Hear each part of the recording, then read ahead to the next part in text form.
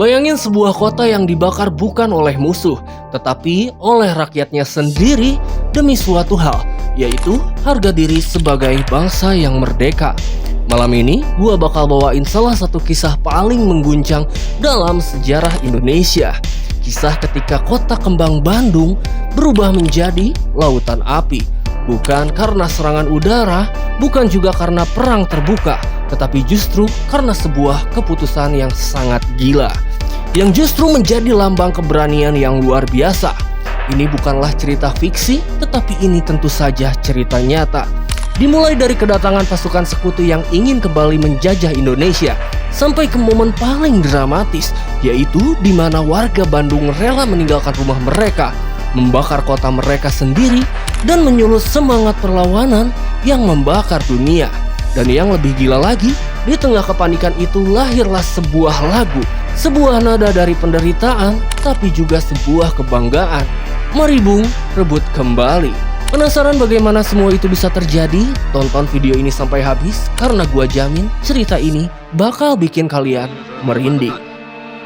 With the Japanese defeated and no allied forces at hand to take over in their place, nationalist feelings swept the people of Indonesia.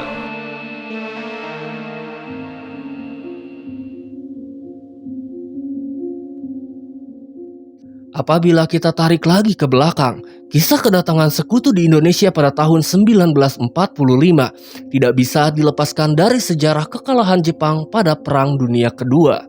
Seperti yang kita tahu, pada tanggal 14 Agustus 1945, di akhir Perang Dunia Kedua, Jepang menyerah tanpa syarat kepada sekutu setelah mengalami kehancuran besar-besaran pasca pengeboman Hiroshima dan juga Nagasaki. And indeed the hope of all mankind, that from this solemn occasion a better world shall emerge out of the blood and carnage of the past. Nah, jadi sesuai perjanjian Potsdam, kekalahan Jepang tersebut membuat sekutu bertanggung jawab atas wilayah Indonesia yang semula menjadi jajahan Jepang. Jadi walaupun Jepang sudah kembali ke negaranya, tapi proses pengalihan kekuasaan itu tentunya membutuhkan waktu. Tidak bisa dilakukan pada saat itu juga. Ketika Jepang sudah tidak mempunyai hak untuk menguasai Indonesia lagi, sementara itu sekutu pun belum tiba, maka secara otomatis Indonesia mengalami fase vacuum of power atau sebuah kekosongan kekuasaan. Dan di momen itulah dengan cerdas dan berani para pahlawan kemerdekaan memanfaatkan situasi tersebut untuk memproklamasikan kemerdekaan. Barulah proklamasi kemerdekaan pun akhirnya dibacakan pada tanggal 17 Agustus 1945 jam 10 pagi oleh Presiden Soekarno di Jalan Pegangsaan Timur nomor 56 Jakarta. In 1945, final defeat came to the Japanese. 3 days after the war's end, a committee of national leaders proclaimed the independence of the Republic of Indonesia, with Sukarno as president. Tapi ternyata diikrarkannya proklamasi kemerdekaan Indonesia tidak serta-merta membuat bangsa Indonesia langsung bebas dari cengkraman penjajah. Pada saat itu masih banyak pihak-pihak yang tidak menerima kemerdekaan Indonesia dan masih ingin menguasai kembali bangsa Indonesia. Salah satunya adalah sekutu itu sendiri. Seperti yang gua bilang tadi, setelah Jepang kalah, memang rencananya sekutu akan mengambil alih kekuasaan Indonesia. Menanggapi hal tersebut, Komandan Pertahanan Sekutu di Asia Tenggara, yaitu Southeast Asia Command atau SEAC, langsung menugaskan pasukan khusus mereka untuk datang ke Indonesia. Satuan tersebut bernama Allied Force Netherlands East Indies atau AFNI. AFNI yang saat itu dipimpin oleh Letnan Jenderal Sir Philip Christensen, yaitu seorang militer berkebangsaan Inggris, mendaratlah di pelabuhan Tanjung Priuk pada tanggal 29 September 1945 dengan menggunakan kapal yang bernama Chamberlain. Tak lama kemudian rombongan sekutu lainnya juga datang menyusul ke Indonesia dan mendarat di beberapa kota yang berbeda. Salah satu tujuan mereka adalah kota Bandung. Kedatangan pasukan sekutu Inggris di kota Bandung pada tanggal 12 Oktober 1945 dipimpin oleh seorang jenderal yang bernama Brigadir Jenderal MacDonald. Pasukan tersebut datang dengan membawa tugas penting, yaitu untuk memulangkan pasukan Jepang dan juga membebaskan warga Belanda yang menjadi tawanan Jepang. Selama di Bandung, mereka menempati bangunan-bangunan besar sebagai markas mereka. Dua di antaranya adalah Hotel Savoy Homan dan juga Hotel Prianger. Awalnya kedatangan sekutu tersebut disambut secara netral oleh masyarakat Bandung, karena mereka mengira kedatangan itu untuk membawa perdamaian. Tetapi secara diam-diam, kedatangan mereka ternyata telah diboncengi oleh pemerintah sipil Belanda yang bernama NICA, yaitu Netherlands Indies Civil Administration. NICA ini sering membuat masalah di kota Bandung. Mereka melakukan provokasi dan mengganggu ketertiban massa. Ditambah lagi dengan fakta bahwa Indonesia telah memproklamasikan kemerdekaannya. Tentu saja hal ini membuat mereka tidak terima. Akhirnya, tanpa menunggu waktu lama, kedatangan NICA pun langsung membuat situasi di Bandung menjadi sangat panas.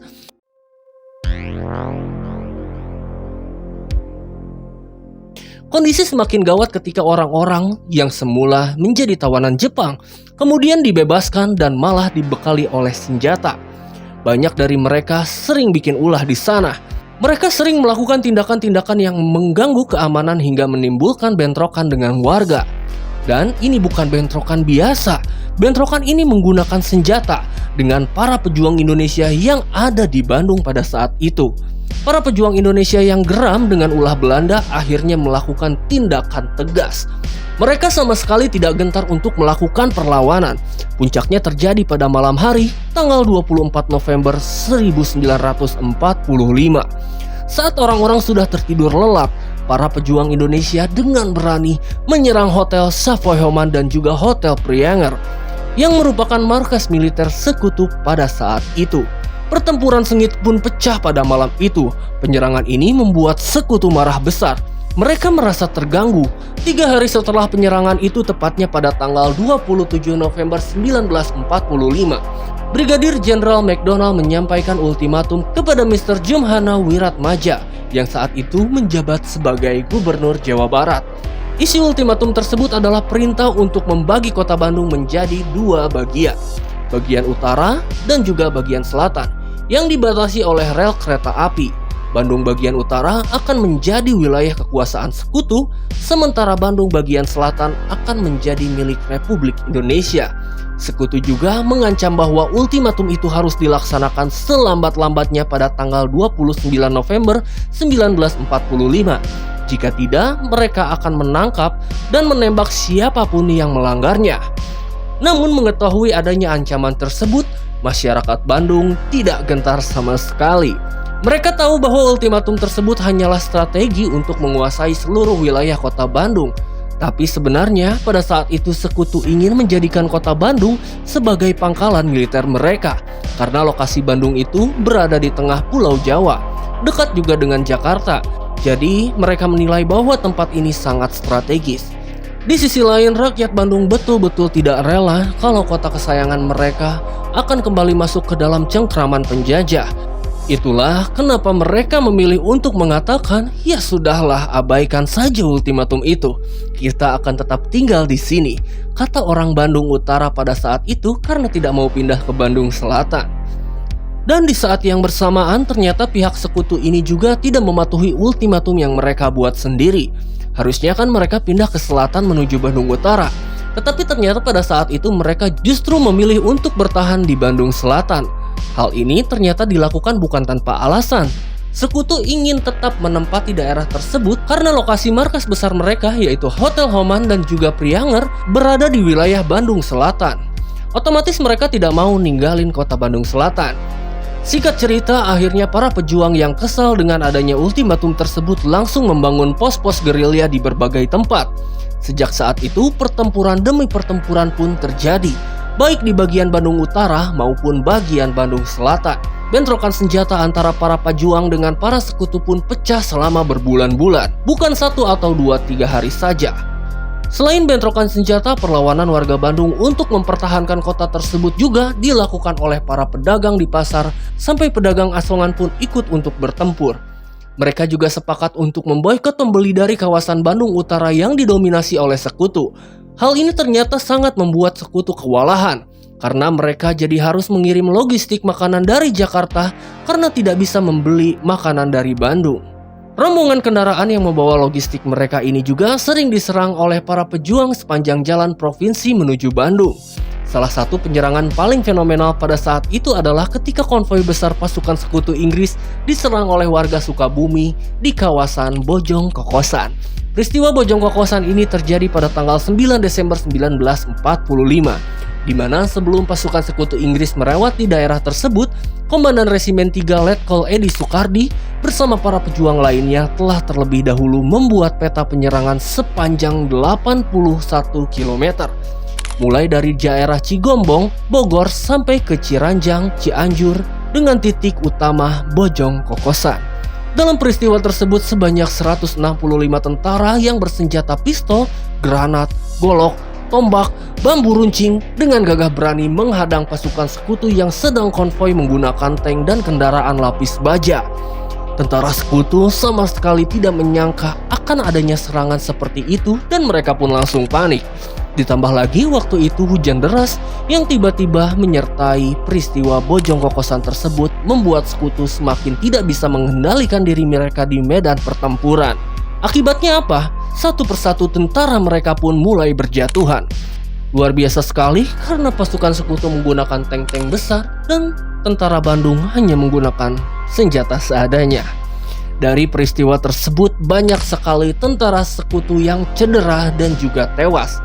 Di sisi lain para pejuang pun terbakar semangatnya dalam melawan sekutu ini. Dan setelah sekutu berhasil mereka lumpuhkan, para pejuang barulah mundur dari medan pertempuran Bojong Kokosan ketika mereka kehabisan mesiu. Dan supaya kalian tahu, peristiwa Bojong Kokosan tersebut berhasil menjadi pukulan besar bagi sekutu. Kenapa? Karena pasukan sekutu yang dibawa ke sana adalah pasukan yang sebelumnya sudah berhasil memenangkan Perang Dunia Kedua. Kebayang nggak? Mereka ini baru saja ngalahin pasukan Jerman yang dipimpin oleh Adolf Hitler. Tetapi waktu sampai ke Sukabumi justru bisa dikalahkan oleh pejuang Bojong Kokosan yang sempat mereka remehkan. Dan akhirnya kekalahan tersebutlah yang membuat nama mereka langsung tercoreng di mata internasional.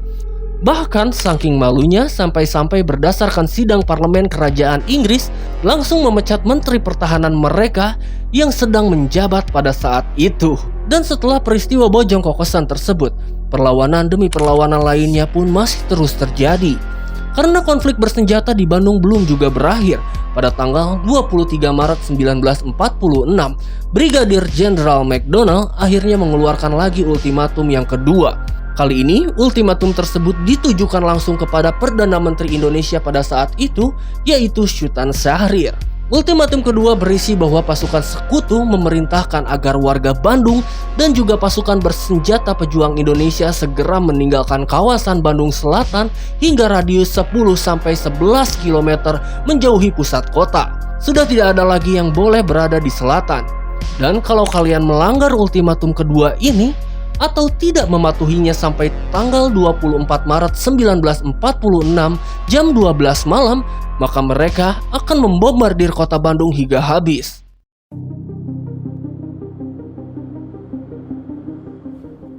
Menanggapi hal tersebut, Perdana Menteri Sultan Syahrir pun meminta agar Jenderal Ahmad Nasution sebagai pemimpin di wilayah Bandung untuk menuruti ultimatum tersebut.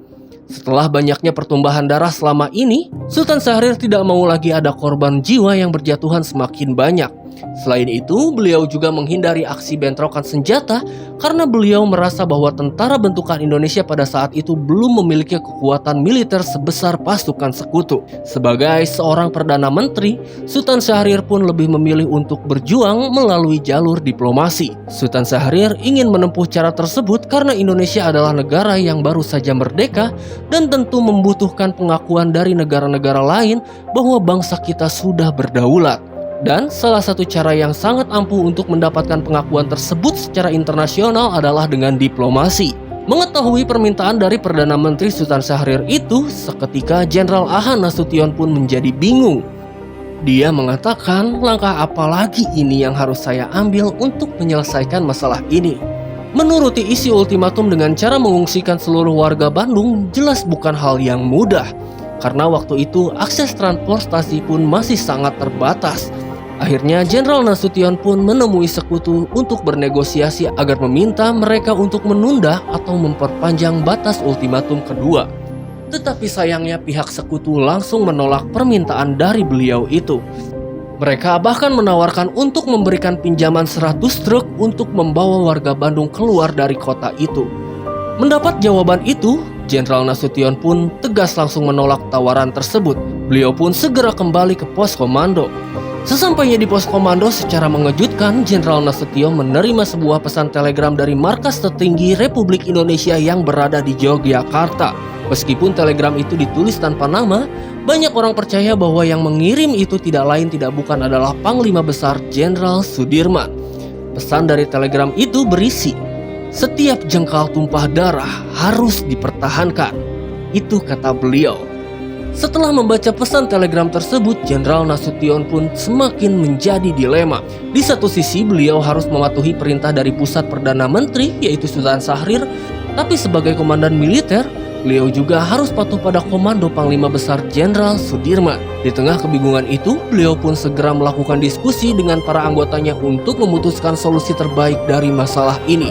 Tidak tanggung-tanggung, diskusi tersebut bukan hanya dihadiri oleh para tentara Indonesia, tetapi juga dihadiri oleh laskar pemimpin para pejuang masyarakat dan juga aparat pemerintahan Kota Bandung pada saat itu. Pada saat itu, diskusi pun dibuka. Disitulah Jenderal Mayor Rukana menyampaikan sebuah saran yang sangat fenomenal.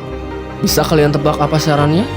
Sesuai ultimatum, Jenderal Rukana menyarankan, "Oke, nggak apa-apa para warga dan pasukan bersenjata kita pergi aja meninggalkan kota Bandung. Tetapi sebelum kita pergi dari Bandung, kita harus terlebih dahulu membumi hanguskan kota Bandung agar tidak bisa diambil alih oleh sekutu." Itulah sarannya. Jadi istilahnya biar sama-sama tidak dapat Bandung, kita pergi dan Bandung ini kita hancurkan. Dan atas saran itulah akhirnya menjadi tonggak awal sebuah peristiwa besar dalam sejarah mempertahankan kemerdekaan Indonesia. Jadi saran dari Mayor Rukana untuk membumi hanguskan kota Bandung betul-betul dipertimbangkan oleh Jenderal Nasution. Pada saat itu beliau langsung menghitung-hitung seberapa besar kerugian yang akan diderita oleh pasukan jika mereka memilih untuk melawan sekutu. Nah, kalau dihitung dari jumlah personel dan juga logistik yang ada, ternyata hal itu tidak dapat memadai untuk dilakukan penyerangan. Apalagi mereka juga istilahnya tidak mendapatkan dukungan dari pusat, karena Perdana Menteri Sultan Syahrir memutuskan untuk jalur diplomasi. Akhirnya setelah mempertimbangkan secara matang-matang, Jenderal Nasution pun yakin bahwa membumi hanguskan kota Bandung merupakan solusi yang paling tepat. Ini adalah satu-satunya cara agar kita bisa mematuhi ultimatum sekutu, tetapi juga tidak memberi kesempatan kepada mereka untuk menguasai kota Bandung. Tanpa menunggu waktu yang lama, di hari itu juga tepat pada tanggal 24 Maret 1946 jam 2 siang, Tentara Republik Indonesia langsung menyiarkan perintah untuk semua warga Bandung agar dapat meninggalkan kota Bandung sebelum jam 10 malam. Setelah siaran itu tersebar, sambil diiringi oleh rintikan hujan, warga Bandung segera berbondong-bondong meninggalkan rumah mereka dengan membawa barang seadanya, yang bisa dibawa menggunakan gerobak, dokar, atau ada juga yang mereka pikul sendiri.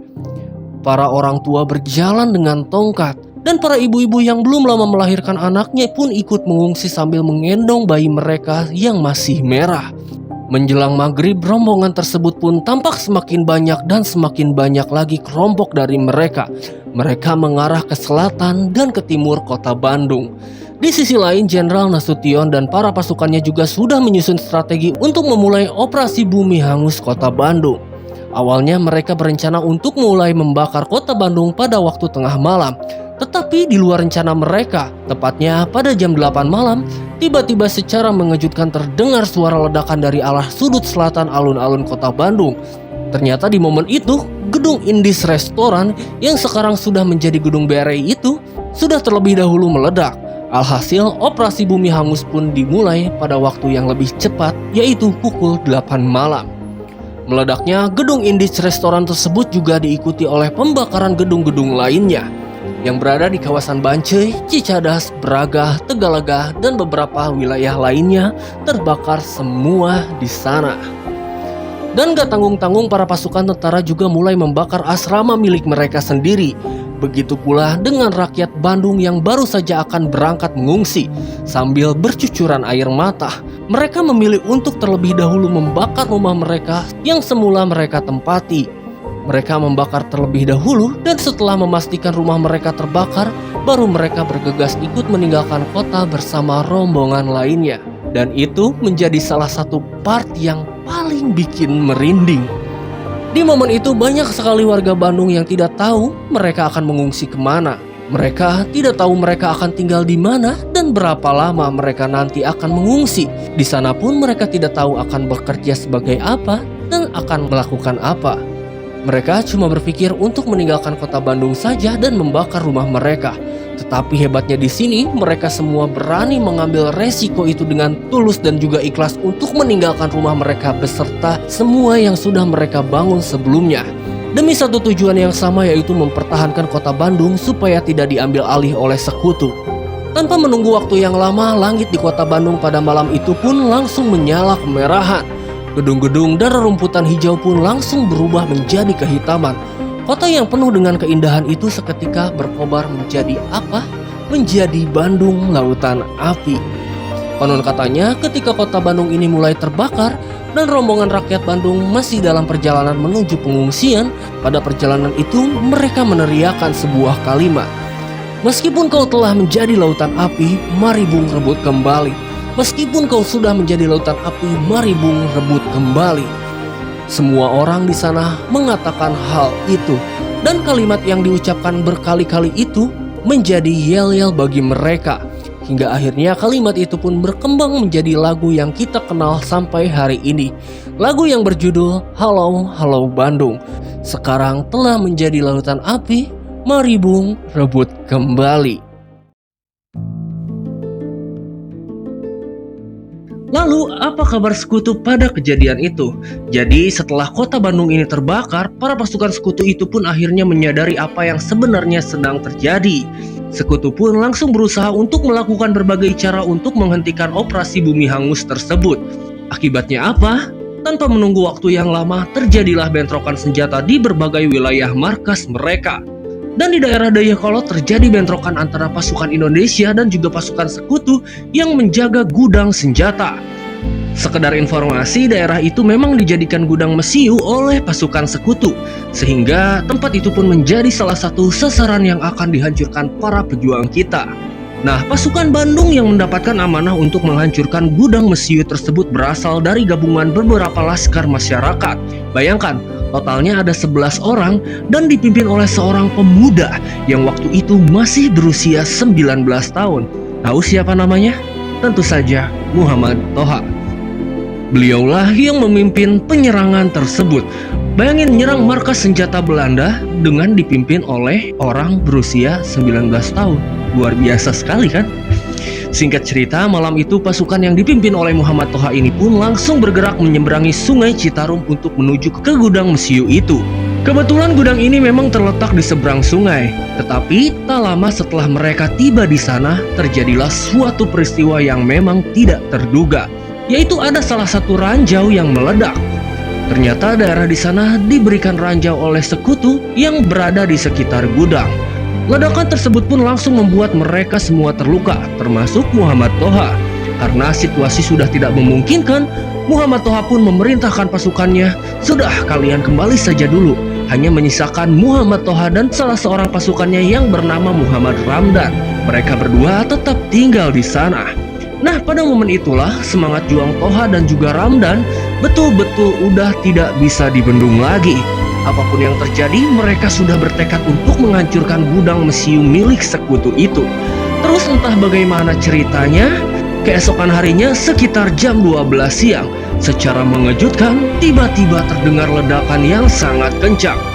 Ledakan itu sangat luar biasa. Dari informasi yang gua baca, ledakan itu terdengar sampai ke Cianjur. Gak ada yang tahu secara pasti tentang apa yang sudah dilakukan oleh Muhammad Toha dan juga Muhammad Ramdan pada saat itu. Tetapi yang jelas, di momen itulah gedung mesiu milik sekutu akhirnya benar-benar meledak dan hancur lebur semua. Akhirnya pasukan sekutu pun kehilangan persenjataan mereka dan tidak bisa mengambil alih kota Bandung. Keberhasilan dalam meledakkan gudang mesiu itu juga sekaligus membawa kabar duka untuk para pejuang Indonesia, karena ledakan tersebut mengakibatkan gugurnya dua orang pejuang yang sangat gagah berani, yaitu Muhammad Toha dan juga Muhammad Ramdan. Gugurnya mereka menjadi salah satu tanda betapa dahsyatnya perjuangan dalam mempertahankan kemerdekaan Indonesia. Dan peristiwa Bandung Lautan Api menjadi saksi betapa tiap jengkal bangsa ini adalah sebuah kehormatan yang harus kita jaga sampai mati. Jadi itulah kisah sejarah dalam memperjuangkan dan mempertahankan kemerdekaan dalam peristiwa besar Bandung Lautan Api. Jujur selama gua mencari informasi tentang kejadian ini, gua ngerasa seperti ikut terlibat dalam kejadian itu. Apalagi gua orang Bandung dan lahir di Bandung dan besar di sana. Jadi gua macam ikut terlibat perang dalam situasi itu. Tapi di sisi lain, kisah ini juga membuat gua kagum dengan betapa hebatnya dan tulusnya masyarakat Bandung pada saat itu. Sampai rela membakar rumah mereka sendiri biar nggak diambil sama sekutu. Oke, sekian dari gua, dan kali ini Bandung bukan menjadi lautan api, tapi jadi lautan biru karena baru saja Persib juara di Bandung. Jadi bila kalian berasal dari Bandung atau punya cerita tentang keluarga kalian yang ikut berjuang di sana, silahkan tulis tanggapan kalian di kolom komentar. Dan jika ada penyampaian gua yang salah, silahkan kalian bisa koreksi di kolom komentar dan juga berdiskusi bila kalian memiliki pandangan lain. Buat kalian yang suka tentang channel yang membahas konten-konten seperti ini, silahkan subscribe channel ini, karena di channel ini gua akan membahas segala sesuatu yang berkaitan dengan cerita. Jadi gua akan menceritakan apapun, termasuk sejarah, termasuk kejadian dunia, peristiwa-peristiwa besar, gua akan bahas di sini. Mohon maaf bila penyampaian gua masih banyak salah dan lain sebagainya. Jika kalian ada masukan, silahkan tulis di kolom komentar. Gua Panji, terima kasih dan sampai jumpa di video berikutnya.